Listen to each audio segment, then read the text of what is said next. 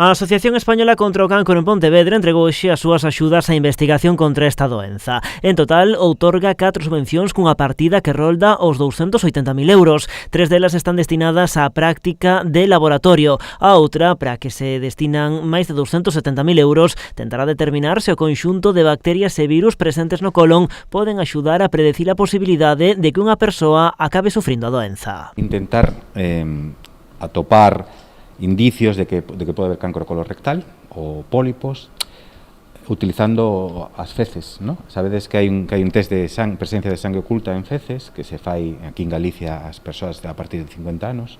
O que queremos facer é mellorar a sensibilidade deste test.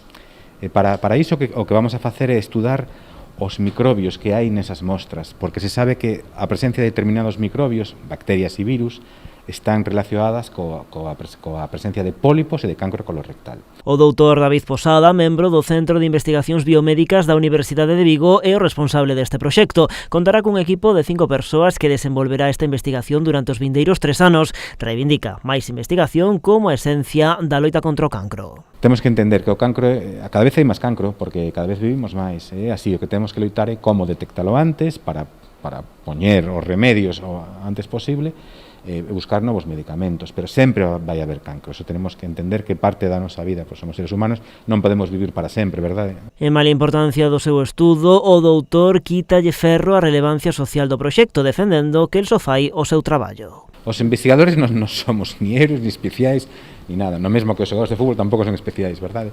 Que pasa? Que, bueno, a xente aprecia, ¿no?